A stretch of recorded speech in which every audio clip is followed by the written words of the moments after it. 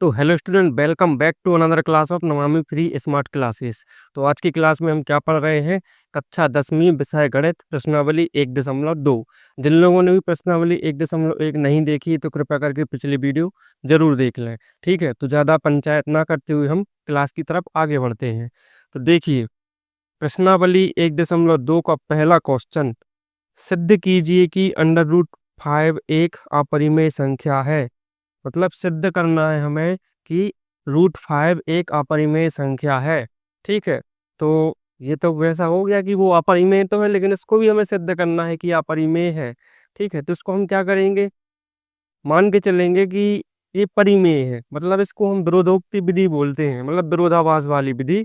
ठीक है, तो हम उसी विधि से इसको सॉल्व करेंगे। ठीक, तो देखिए मैंने यहाँ पर क्या लिखा, विरोधोक्ति विधि। ये विरोधोक्ति विधि होती है जिसमें हम विरोध करते हैं। मान उनने क्या बोला कि भाई एक अपरिमेय संख्या है, तो हम इसको उल्टा करेंगे कि मान के चलो ये परिमेय संख्या है, इसको हम परिमेय संख्या सिद्ध करेंगे। और ये लास्ट में क्या होगी, परिमेय संख्या सिद्ध नहीं होगी तब तो ऑब्वियस सी बात है वो अपरिमेय होगी। इन क्वेश्चन को ऐसे ही किया जाता है। तो मैंने लिखा विरोधोक्ति विधि, फिर लिखा माना √5 एक परिमेय संख्या है। तो हमने मान लिया कि √5 एक परिमेय संख्या है। अब एक बार बताओ, परिमेय संख्या जब भी होती है तो क्या परिमेय संख्या का मतलब क्या होता है कि भाई साहब वो p/q के रूप में होती है। ठीक है, परिमेय संख्या कोई भी हो p/q के रूप में होती है। और यहाँ पर जो p और q होते हैं, देखो p और q क्या होते हैं, पूर्णांक होते हैं। कैसे पूर्णांक? एक तो सहअभाज्य भी होते हैं ये, और ये पूर्णांक भी होते हैं। और यहाँ पर जो q है वो बराबर नहीं 0, ऐसा हम यहाँ पर लिख सकते हैं। तो p/q यानी परिमेय संख्या मान ली। फिर से समझो, तो √5 को हमने मान लिया कि ये एक परिमेय संख्या है। और परिमेय संख्या होने की शर्तें क्या होती हैं? p और q क्या होते हैं? पूर्णांक होते हैं। और दूसरी चीज क्या होते हैं? ये सहअभाज्य होते हैं। अब सहअभाज्य क्या होता है? सहअभाज्य का मतलब ये होता है कि जिनका एक मात्र एक, ये गुणनखंड निकले दोनों का, इसके अलावा इसमें किसी और का भाग नहीं जाता है। ठीक है, मान के चलो यहाँ पर लिखा 3, यहाँ पर लिखा 2, मान के चलो। ठीक है, तो 3 में सिर्फ 3 का ही भाग जाएगा। ठीक है, 3 में किसका भाग जाएगा? 3 का या 1 का। ऐसी 2 में या तो 2 का जाएगा या 1 का जाएगा। तो इसमें देखो, एक यहाँ भी है और एक यहाँ भी है। मतलब इसके जो कॉमन जो गुणनखंड है, जो उभयनिष्ठ गुणनखंड है, मात्र एक है। एक मतलब ये वाला एक। ठीक, वन वन है। ठीक है, वो होते हैं सहवाज्य, कोप्राइम भी बोलते हैं इनको। ठीक, तो पी और क्यू यहाँ पर सहवाज्य होना चाहिए, पूर्णांक होना चाहिए। पूर्णांक भी मैंने पहले बताए हैं क्या होते हैं। ठीक है, और क्यू बराबर नहीं 0। तो हमने इसलिए इसको मान लिया कि √5 बराबर p/q। ठीक, अब एक काम करो, दोनों पक्षों का वर्ग कर दूं। ठीक है, तो हमने क्या किया, दोनों पक्षों का वर्ग करने पर, यहाँ मैं लिख दे रहा हूँ। तो मैंने यहाँ पर क्या लिखा, दोनों पक्षों का वर्ग करने पर। ठीक है, तो हमें क्या करना है, इसका भी वर्ग कर देना है और इसका भी वर्ग कर देना है। और वर्ग करने के पहले हम हमेशा बोलते हैं कि ब्रैकेट जरूर से ही लगाया करो, क्योंकि जैसा आप अपना मेकअप करते हैं इनका भी मेकअप करना जरूरी है। आज थोड़ा सीरियस होकर पढ़ाऊंगा क्योंकि आज क्वेश्चन भी थोड़ा सीरियस है। इसका वर्ग करेंगे तो क्या आ जाएगा, यहाँ पर 5। इसका वर्ग करेंगे तो यहाँ आ जाएगा p² और q²। अब इतना तो सब लोगों को पता ही होता है ना। अब इसके बाद हम क्या करेंगे, तिर्यक गुणा। कुछ नहीं होता तो बटे में एक होता है, भूत प्रेत, ये सबको पता है कि एक ये होता है लेकिन दिखता नहीं है। ठीक है, अब इसका हम कर देंगे तिर्यक गुणा। 5 का इसमें हो जाएगा, p² का 1 में हो जाएगा। तो यहाँ से हमें मिल जाएगा p² बराबर 5q²। ठीक है, तो ये हो गया हमारा समीकरण 1। ठीक है, अब यहाँ पर देखो क्या आया, p² बराबर 5q²। थोड़ा यहाँ ध्यान देना, क्वेश्चन थोड़ा सा टेढ़ा लगेगा आपको, है ना, लेकिन ध्यान दोगे तो समझ में आएगा। तो यहाँ पर आया p² बराबर 5q²। ठीक, अब देखो यहाँ, इसका मतलब क्या है कि ये जो 5 है, यदि 5 को हम बटे में कर देंगे, मान के चलो, फिर से पक्षांतर कर देंगे, तो 5 कहाँ आ जाएगा, इसके बटे में आ जाएगा। ऐसा आ जाएगा कि नहीं? इसका मतलब जो ये p² है, जो p² है, ये 5 से विभाजित हो रहा है। क्लियर, हमें यहाँ दिख रहा है कि जो p² है वो 5 से विभाजित विभाजित हो रहा है। सिंपल सी बात है। ठीक है, बिल्कुल हो रहा है। ठीक है, तो हमने इसको ऐसे ही कर दिया। अब यहाँ पर एक लाइन लिखेंगे हम, मैं लिख दे रहा हूँ पहले। तो चलो मैंने यहाँ पर क्या लिखा कि समीकरण 1 से हमने क्या देखा कि p वर्ग 5 से विभाजित है, वो भी मैंने बता दिया किस प्रकार विभाजित है, ये बटे में चला जाएगा, उससे विभाजित है।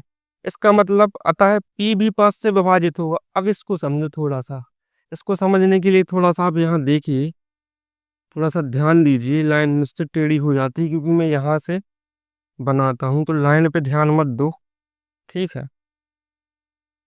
जो पढ़ा रहा हूँ उस पे ध्यान दो, भावनाओं को समझो थोड़ा सा। तो देखिए, ये इसका मतलब है p वर्ग, देखो p वर्ग 5 से विभाजित है, तो p भी 5 से विभाजित होगा। मैंने ये लिखा, समझो कैसे। देखो, मान के चलो कोई एक संख्या है, ठीक है, मान के चलो कोई भी संख्या ले लो, 16 ले लो, क्या ले लो, 16, ठीक है। आपको पता है कि 16 4 से विभाजित है, पता है आपको कि 16 4 से विभाजित है। 16 लेकिन काय का वर्ग होती है, 4 का वर्ग होती है, तो 4 का वर्ग बराबर 4, ठीक है। मतलब 4 का वर्ग 4 से विभाजित है। तो 4 भी 4 से विभाजित होना चाहिए कि नहीं बबुआ, बबुआ होगा, करके देख लो भाई। जब 4 का वर्ग 4 से विभाजित है, तो 4 भी 4 से विभाजित होगा, बिल्कुल ऑब्वियस सी बात है, होगा, ठीक है। अब यहाँ एक चीज और देखो, तो 16 यदि इसके हम 4 के गुणनखंड तोड़ें तो क्या टूटेंगे, 2 दूनी 4, ऐसा हो रहा कि नहीं। और यहाँ पर हमने 4 का वर्ग लिखा और यहाँ पर 4 का वर्ग है, मतलब 4 है, ठीक है। तो इसके ये भी 4 से विभाजित हो रहा, मतलब इसकी भी गुणनखंड क्या टूटेंगे, 2 गुणा 2, ठीक है। जैसे यहाँ पर देखो p वर्ग बराबर 5, मतलब p वर्ग 5 से विभाजित हो रहा है, तो p भी 5 से विभाजित होना चाहिए, ठीक है। अब देखो यहाँ पर 16 4 से विभाजित हो रहा कि नहीं। तो 16 जब 4 से विभाजित हो रहा, मतलब 4 का वर्ग 4 से विभाजित हो रहा है, तो जो 4 है वो भी 4 से विभाजित होना चाहिए कि नहीं। यदि इनकी हम गुणनखंड तोड़ें, ठीक है, तो इससे स्पष्ट होता है कि ये जो 2 है, ये भी 4 से विभाजित है, बिल्कुल है। इतना समझ में आया कि भाई इसके गुणनखंड तोड़ दिए हमने, तो ये 2 जो है वो 4 से विभाजित है। इसका मतलब ये निकल रहा है कि 2 तो ये 4 से विभाजित है, इसके साथ एक और है, वो भी 4 से विभाजित होगा, उनमें से एक ये 2 उसमें शामिल है, ठीक है। चलो इसको आगे हम यूज करेंगे, तब पता चलेगा। जल्दी से इसका स्क्रीनशॉट ले लीजिए क्योंकि मैं मिटा रहा हूँ, जल्दी से ले लीजिए। ले लिया होगा, अब मैं इसको मिटा रहा हूँ। तो देखिए, मैंने ये समीकरण एक लिख दिया यहाँ पर ताकि ये अपन को आगे काम में आएगा, ठीक है।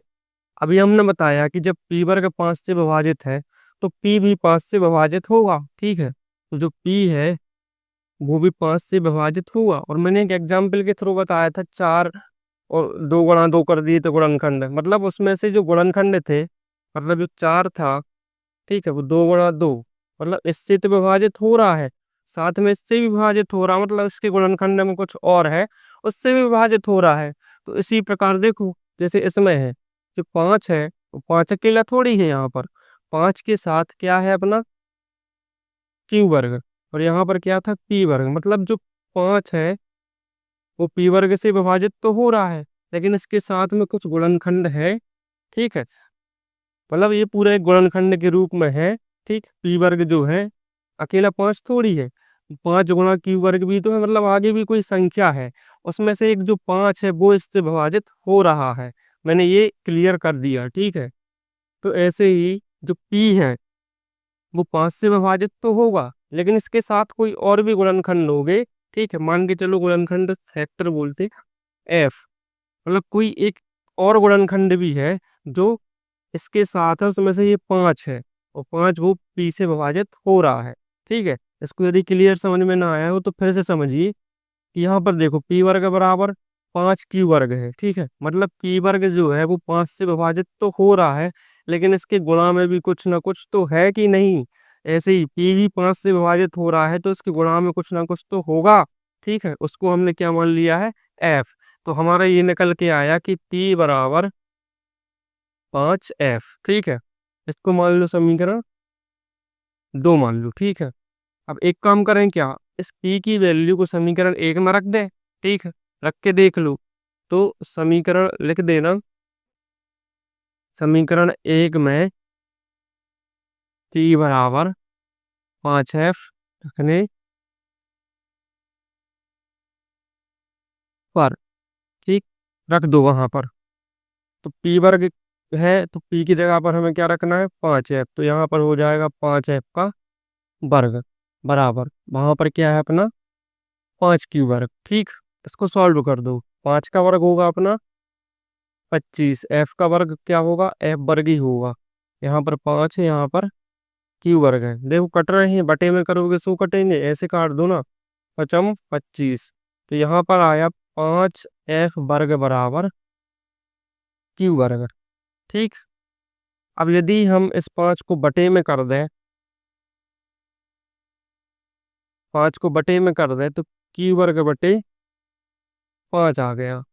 अब ये क्या है, q वर्ग भी 5 से विभाजित हो रहा, q वर्ग भी 5 से विभाजित हो रहा है, मतलब ये हमारा समीकरण, इसको मान लो क्या, समीकरण 3। ठीक, ये मैंने बता दिया है ऐसा करके, ठीक है, ये लिखना नहीं है आपको, मैंने सिर्फ बताया है करके कि 5 बटे में कर दिए। तो हमने ये देखा कि q वर्ग भी 5 से विभाजित हो रहा है। ठीक, अब एक बात बताओ, हमने ऊपर देखा था कि p वर्ग भी 5 से विभाजित हो रहा है, और यहाँ देखा कि भाई q वर्ग भी 5 से विभाजित हो रहा है। तो ऐसा कभी परिमेय संख्या में होता है, जबकि मैंने क्लियरली बताया था कि परिमेय संख्या जो होती है, जो p बटे q, ये सह अभाज्य जो होते हैं, सह अभाज्य पूर्णांक। सहभाज्य पूर्णांक मतलब क्या होता है कि इसमें इसका तो भाग जाएगा और एक का जाता है, और इसमें भी एक, मतलब ये दो ऐसी संख्याएं होती हैं ऊपर नीचे परिमेय संख्याएं, कि मान के चलो ये यहाँ पर 3 है, यहाँ पर बटे में क्या है, 2 है। तो 3 के गुणनखंड क्या होंगे, 3 गुणा 1, और 2 के गुणनखंड क्या होंगे, 2 गुणा 1। तो सहभाज्य ऐसी संख्या होती हैं जिसका केवल एक, मात्र एक, यानी ये वन, एक दो गिनती वाला नहीं, वन वन, जिसकी केवल वन ही, एक ही क्या हो, उभयनिष्ठ गुणनखंड हो। ठीक है, जैसे 7 है, वो 5 है। ठीक है, इसमें एक, इसमें एक, तो इन दोनों में सिर्फ एक ऐसा है जो उभयनिष्ठ गुणनखंड है। ये सहभाज्य संख्या होती हैं, और परिमेय संख्या भी सहभाज्य पूर्णांक होते हैं। ठीक है, तो ये सहभाज्य पूर्णांक होते हैं। इसका मतलब ये है कि जो जो 3 है, ठीक, इसमें 3 का भाग ही जाएगा और एक का जाएगा, और किसी का नहीं जाएगा। वो जो 2 है, इसमें 2 का भाग जाएगा और एक का जाएगा, और किसी का नहीं जाएगा। ठीक है, सिर्फ एक ही ऐसा है जिसमें दोनों का भाग जाता है। इसका मतलब ये है कि 5 हमने देखा कि 5 तो p वर्ग से भी विभाजित हो रहा था, और हमने यहाँ देखा कि 5 q वर्ग से भी विभाजित हो रहा। तो ऐसा सही है क्या, ऐसा होना चाहिए क्या? देखिए मैंने यहाँ पर क्या लिखा, समीकरण 3 से हमने क्या देखा कि जो q वर्ग है वो 5 से विभाजित हो रहा है। इसका मतलब क्या है, जो q है वो भी 5 से विभाजित होगा। और हमने पिछली बार क्या देखा कि p भी 5 से विभाजित हो रहा है और q भी 5 से विभाजित हो रहा। ऐसा कहीं होता है क्या? क्योंकि ये दोनों सहअभाज्य पूर्णांक है, ऐसा तो कभी हो ही नहीं सकता। मतलब इसका मतलब ये है कि हम कहीं ना कहीं कुछ गलती कर रहे हैं। मतलब जो हम गलती क्या कर रहे हैं कि हमने मान लिया कि जो √5 है उसको हमने एक परिमेय संख्या मान लिया, यही हमारी सबसे बड़ी गलती है। मतलब जो हमने माना था, मतलब जो हमारी कल्पना थी, तो हम लिखेंगे अतः, समझे, अतः हमारी कल्पना गलत है। या इसके ऊपर ऐसा भी लिख सकते, यहाँ यहाँ लिख देना, यहाँ हो रहा है, अतः के पहले लिख देना कि यहाँ विरोधाभास हो रहा है, अतः हमारी कल्पना गलत है। जो हमने कल्पना की थी कि √5 एक परिमेय संख्या है, वो हमारी कल्पना टोटल गलत है। क्योंकि ऐसा कभी परिमेय संख्या में नहीं होता कि ऊपर की संख्या में भी किसी का भाग जाए और नीचे की संख्या में भी किसी का भाग जाए। ऊपर नीचे की संख्या ही अलग होती है, वो कटती नहीं है। ठीक है, वो एक दूसरे से कट जाए तो क्या मतलब, वो संख्या ना बन जाए नॉर्मल, वो किसी से जब कटती नहीं है, ठीक है, तभी तो वो परिमेय है, सहवाज्य होनी चाहिए। ठीक है, तो अतः हमारी कल्पना गलत है, इसलिए जो √5 है वह एक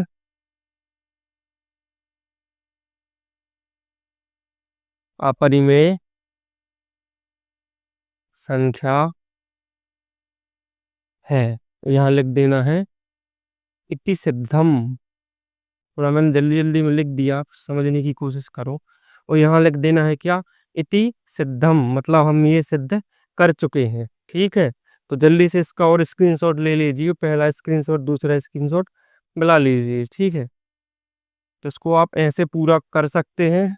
और इसका मैं एक बात बताऊं, इसका सॉल्यूशन मैंने देखा कि भाई थोड़ा इजी सा मिल जाए कुछ, तो उदाहरण में भी यही है, ठीक है, सॉल्यूशन में भी यही सॉल्यूशन है, ठीक। और मैंने कुछ टीचर्स की वीडियो देखी तो सब लोग इसी तरीके से पढ़ा रहे, मतलब इसका इसके अलावा कोई सॉल्यूशन नहीं है, मतलब इसको ऐसे ही हम सिद्ध कर सकते हैं। तो आपको ऐसे ही सिद्ध करना पड़ेगा, ठीक है। तो उम्मीद है आपको ये क्वेश्चन बहुत अच्छे से समझ में आया होगा, और अगर समझ में आया हो तो क्या करना है, मसालेदार कुरकुरे वाला लाइक, ठीक है। और जो रेड बटन दिख रहा है सब्सक्राइब वाला, सब्सक्राइब, ठीक, उसको भी प्रेस कर दो, तोड़ दो उसको, गायब कर दो उसको, ताकि यूट्यूब से वो आपके और हमारे बीच में जो आ रहा है ना, वो विरोधाभास बन के, जैसा ऐसा हो रहा था वैसे ही वो हट जाए और हम दोनों जुड़ जाए सदा के लिए, ठीक है। तो इसी के साथ अब हम मिलते हैं अगले क्वेश्चन के साथ अगली क्लास में। तब तक के लिए बाय।